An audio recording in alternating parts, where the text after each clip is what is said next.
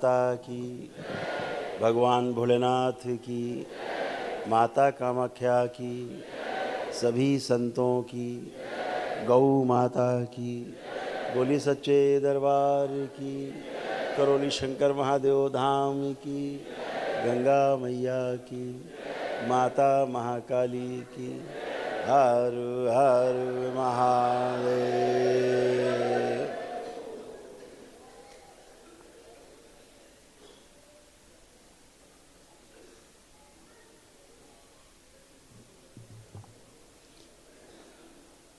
पुणे से आप सभी को महाशिवरात्रि अर्थात महाशिव की रात्रि पर बहुत बहुत शुभकामनाएं, बहुत बहुत शुभकामनाएं।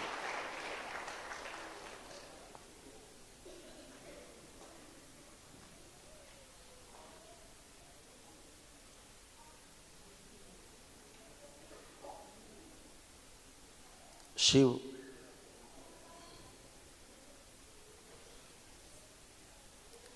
का ध्यान करते ही शिवलिंग याद आता है, शिवलिंग समझ में आता है। चित्र का ध्यान करते तो एक पुरुष ध्यान आता है, एक हाथ में त्रिशूल,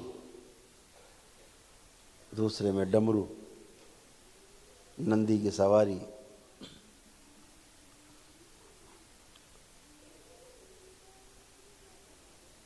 साथ में माँ पार्वती। और विस्तार होता है जब, तो श्री गणेश और श्री कार्तिकेय,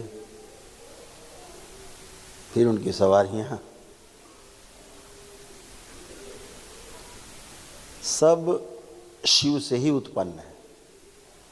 विस्तार करते चले जाओ, उस विस्तार से लेके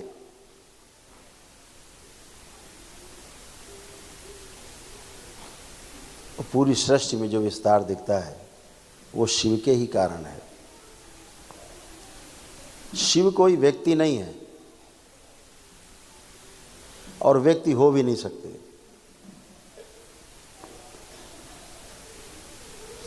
शिव हमारा आधार है, पूरी सृष्टि का आधार है शिव।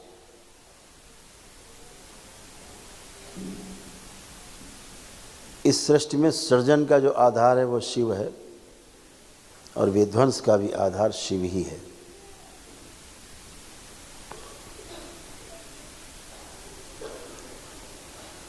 खेल जैसा है, बनाना भी बिगाड़ना भी। बिगाड़ना इसलिए है कि कुछ नया बनाना है, बिगाड़ना किसी का नुकसान करना ऐसा नहीं है।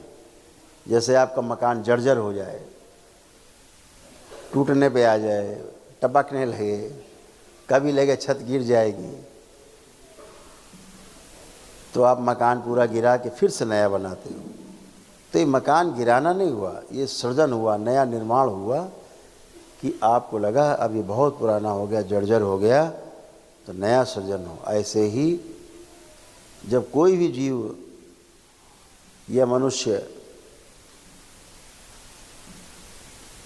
जब जर्जर शरीर हो जाते हैं, तो कोई जीव जंतु हो, पशु पक्षी हो, कीड़े मकोड़े, कुछ भी, मनुष्य योनि हो, जब शरीर जर्जर हो जाता है और इसमें रहने वाला जीवन तमाम कष्टों को उठाने लगता है, इतने कष्ट हो जाते हैं कि उसकी बर्दाश्त से बाहर हो जाता है, तो वो जीवन फैसला लेता है कि अब ये तो भाई टूट रहा है, ये घर तो टूट रहा है, हमारे रहने लायक नहीं बना, तो अब छोड़ा जाए, इसको गिरा के नया बनाया जाए। उससे मृत्यु कहते हैं।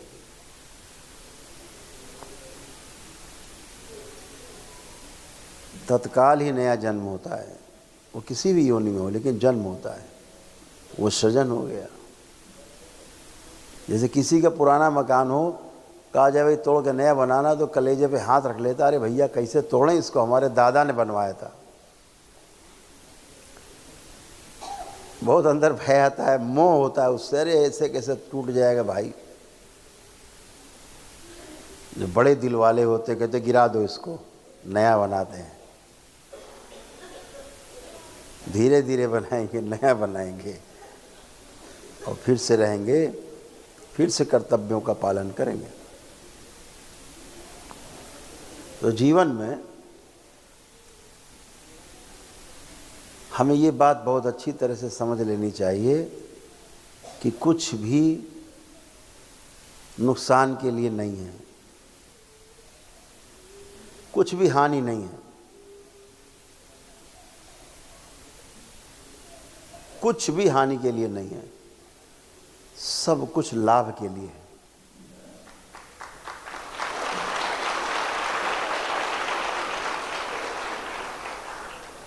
फर्क इतना है कि लाभ इधर दिख रहा है, ज़्यादा लाभ दिख रहा है, हानि इधर नीचे दिख रही है।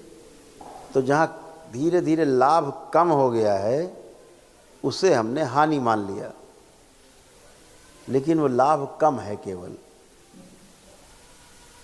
तो हम ईश्वर से जुड़ के प्रार्थना करते हैं कि जो हमारा लाभ कम है प्रभु, उस लाभ को बढ़ाने की कृपा करें। हम पुरुषार्थ करने के लिए तैयार हैं। तो ईश्वर से आपको शक्ति मिलती है, आपके संकल्प के कारण दरबार आपको शक्ति देता है, आपका आत्मविश्वास बढ़ाता है, आपकी जीने की इच्छा बढ़ाता है, इच्छा शक्ति बढ़ाता है, रोगों से लड़ने की क्षमता बढ़ा देता है, और आप पुरुषार्थ करते हैं तो उसका परिणाम भी बहुत सुंदर आता है। तो ऐसे ही शिव को समझना है कि नुकसान कुछ नहीं है, सब लाभ है, लाभ ही लाभ है। इस संसार में जो कुछ भी दिखता है, हमारे महापुरुषों ने कहा जो कुछ दिख रहा है सब माया है। इन दो आंखों से जो दिख रहा है वो सब माया है।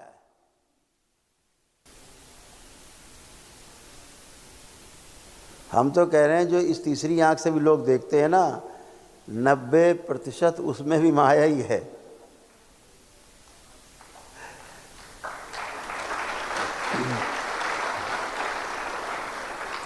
गुरु भी माया से ग्रस्त है और शिष्य भी माया से ग्रस्त है।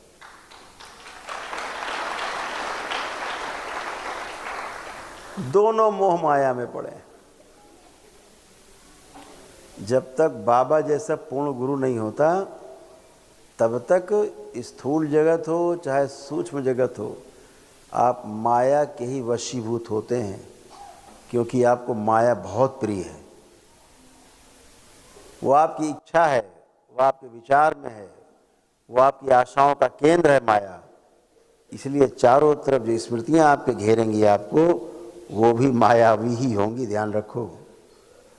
माया से मुक्ति का संकल्प ही गहरा संकल्प, दृढ़ संकल्प पूर्ण गुरु के समक्ष आपको मोह माया से मुक्ति दिला सकता है, और कोई माया से मुक्ति दिलाने में इस धरती में सक्षम नहीं है।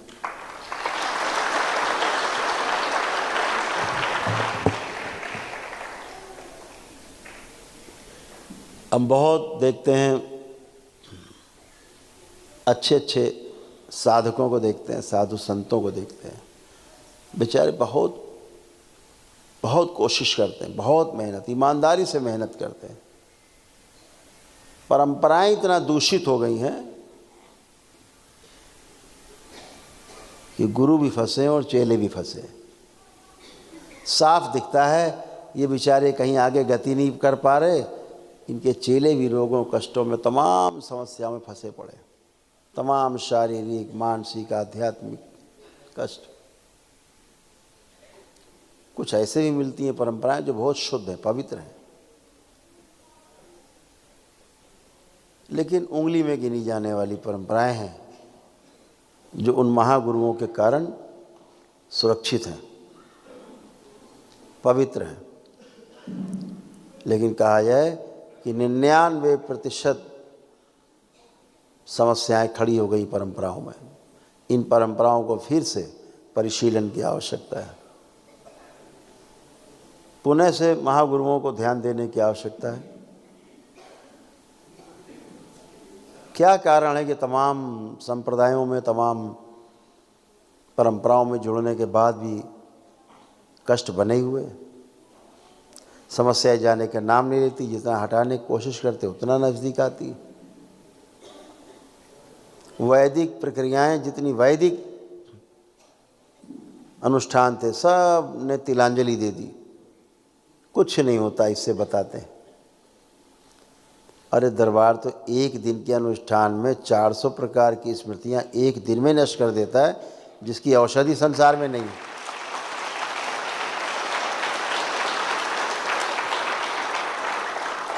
यहाँ तो लाखों प्रमाण हैं, लिखा पढ़ी में प्रमाण हैं, आप सब प्रमाण ही हो। जब तक ये मिट्टी का शरीर है तब तक तो रोग कष्ट आते ही जाते रहते हैं नए नए, लेकिन एक अंदर गहरे में भाव रहता है कि कोई भी कष्ट आएगा तो हमारे माँ और बाबा हैं तो सब चला जाएगा, क्षण में एक संकल्प में उड़ जाएगा। दरबार ने इसीलिए आनंद दरबार को सक्रिय किया।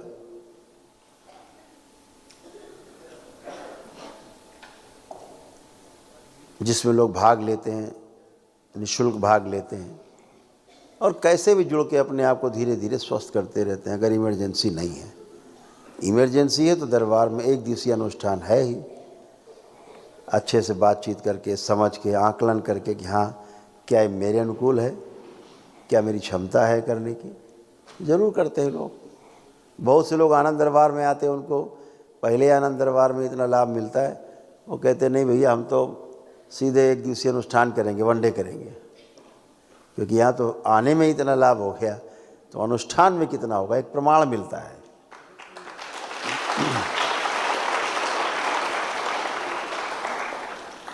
कुछ लोग आनंद दरबार में आते हैं पहली बार, तमाम आसुरी शक्तियाँ, गंदगी रहती हैं, सूक्ष्म जगत में उनकी कस की कुटाई होती है, तो उसका कष्ट उसको भी महसूस हो सकता है जो आनंद दरबार में भाग ले रहा है, लेकिन उससे वो नकारात्मक नहीं है, अच्छा है। उस कुटाई पिटाई होके वो चीज़ें भी सब नष्ट होती हैं, हटती हैं। जैसे कपड़े से मैल छांटना है तो कुटाई करनी पड़ती मुंगरी से। जितनी बच्चियां बैठी हैं सब वो जानती हैं मुंगरी से पीटे बगैर कपड़े से मैल निकलता नहीं, साबुन चाहे जितना लगा लो। ऐसे ही सूक्ष्म जगत में जब तक इनकी कुटाई पिटाई होके उठा उठा पटक पटक के नहीं मारे जाते तब तक ये मैल धुलता नहीं है, बाहर निकलता नहीं है। तो प्रक्रिया है वो, उसमें घबराना नहीं है, जुड़े रहना है। आनंद दरबार के लिए भी शक्ति खोली गई कि भाई आप लोग आएँ और जुड़ो आराम से। जो ध्यान साधना हम कराते हैं, तमाम प्रक्रिया कराते हैं, जो शनिवार का संकल्प है वो तो जो लोग एक दिवसीय अनुष्ठान कर चुके हैं उनके लिए होता है। जो मंगल का संकल्प है, मंगलवार का, वो जो लोग पहली बार जुड़ते हैं उनके लिए होता है। पहली बार जुड़े हैं या अभी प्रक्रिया पूरी नहीं कर पाए हैं, उनके लिए होता है। शनिवार का संकल्प उनके लिए जिनका एक दिवसीय अनुष्ठान पूरा है। आपको ये सूचना देते हुए बहुत खुशी हो रही है कि आज दरबार में उस महाशक्ति का आगमन हुआ है जो आपकी ध्यान साधना से आपके कष्टों को दूर करेगी।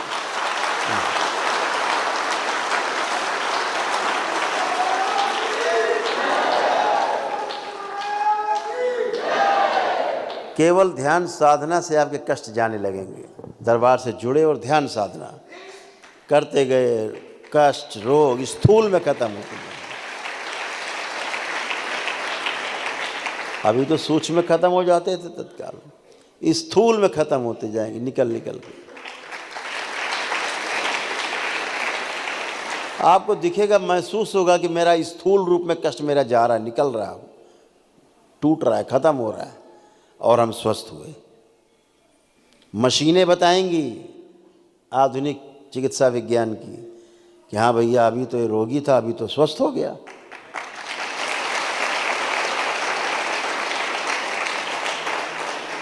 वो दिन दूर नहीं जब सनातन वैदिक परंपरा का हमारे ऋषि मुनियों के दिए गए विज्ञान का इस मनुष्य जाति के कल्याण के लिए उनके किए गए श्रम का मूल्यांकन का नहीं, अनुभव का समय आया है। मूल्यांकन बहुत कर लिया, क्या होता है क्या नहीं होता, होता भी है कि नहीं भी होता है, पता नहीं कैसे होता है, क्यों होता है, ये समय गया।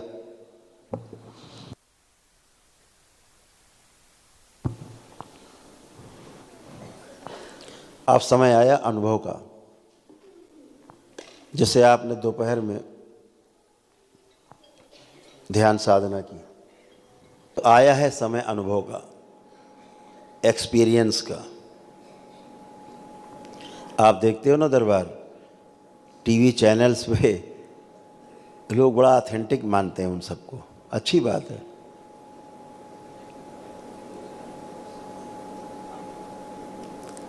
जब वहाँ बैठ के दरबार ऐसे ऐसे करके सबके कष्ट हटा देता है, जिन्होंने प्रक्रिया नहीं करी तो लोग बड़ा आश्चर्य करते हैं।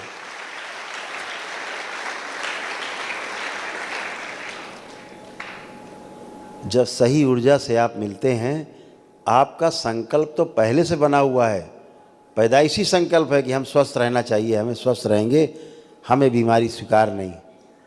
तो वो संकल्प दरबार सेकंडों में पूरा करा देता है। ऊर्जा दिया दरबार से, पूरा हो गया। उसके पास नहीं ऊर्जा है तो क्या हुआ। तो दरबार की जब वैदिक प्रक्रिया करते हैं तो एक विशाल ऊर्जा, एक विराट ऊर्जा आपके साथ होती है। या आप पद यात्रा करके आते हैं तो भी अनुष्ठान का पुण्य मिलता है आपको। ये आनंद दरबार ज्वाइन करते हैं धीरे धीरे करके, 11 महीने का हर महीने एक आनंद दरबार आपने ज्वाइन किया, आपको अपने आप पुण्य मिलते। दरबार से जुड़े रहे, जिसकी जो मर्जी आई, अपना कभी सिद्धावन ले लिया, कभी प्रज्वलित कर लिया, कि जो भी जिसकी क्षमता है, अपना पुण्य मिलते हैं उससे। कोई भी अनुष्ठान यज्ञ करने से आपको उसके पुण्य मिलते ही मिलते हैं, जो आपकी क्षमता है। करें, क्षमता नहीं है तो जुड़े रहें आस्था विश्वास श्रद्धा से, उससे भी आप स्वस्थ होते हैं।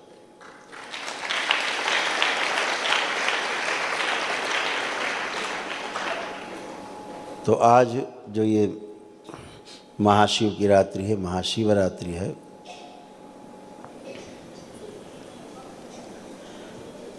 बहुत ही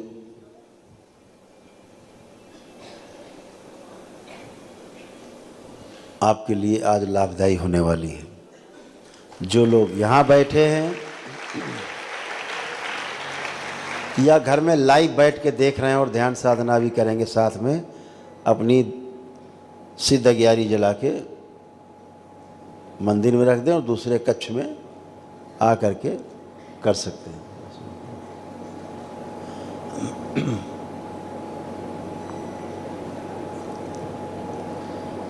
तो उसका लाभ मिलता ही मिलता है। सुबह जितने लोगों ने दरबार में बैठ के ध्यान साधना की है, उनके तमाम कष्ट गए। ऐसे कितने लोग जिनके कष्ट गए सुबह के ध्यान साधना में, देखिए कितने हाथ उठ रहे हैं, लगभग सभी के।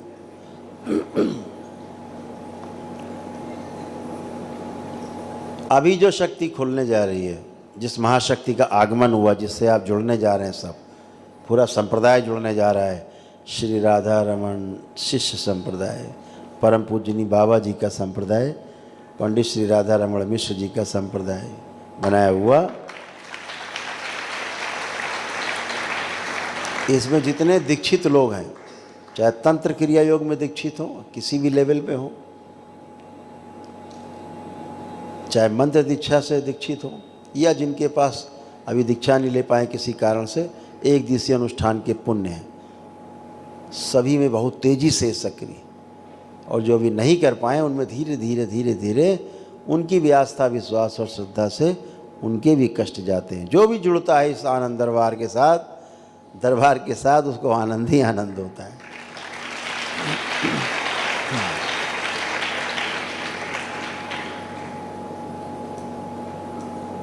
भगवान आपके तमाम अनुष्ठानों के भूखे नहीं हैं, भगवान आपके भाव के भूखे हैं। आपके भाव से चलता है सब।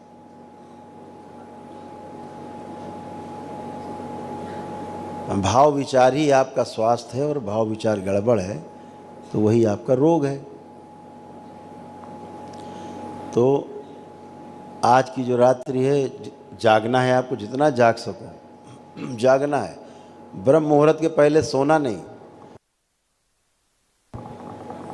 दरबार में जो प्रतिदिन रुद्राभिषेक होता है तो आज भी होगा, रोज ही होता है। प्रातःकाल ब्रह्म मुहूर्त में 3:30 बजे शुरू होता है। तो यहाँ से उठने के बाद, ध्यान साधना के बाद रुद्राभिषेक का पुण्य लूट लेना। सब लोग मिल के लूट रहे हैं।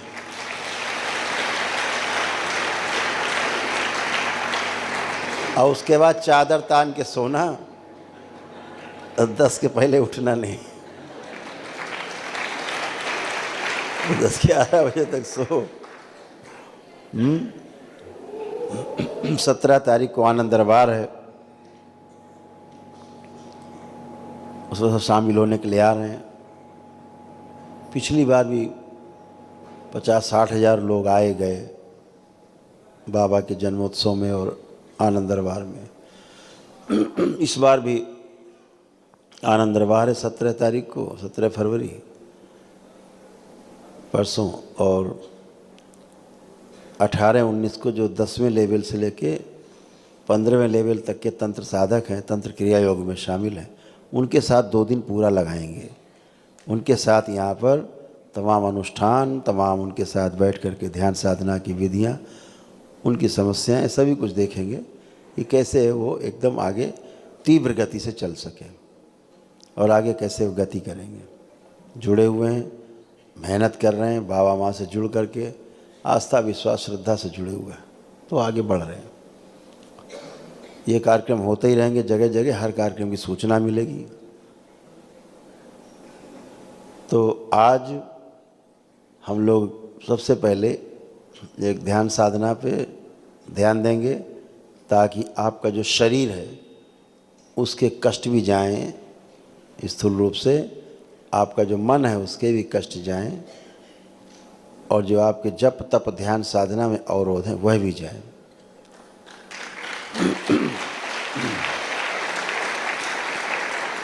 तो सभी लोग तैयार हो जाएं ध्यान साधना के लिए भी।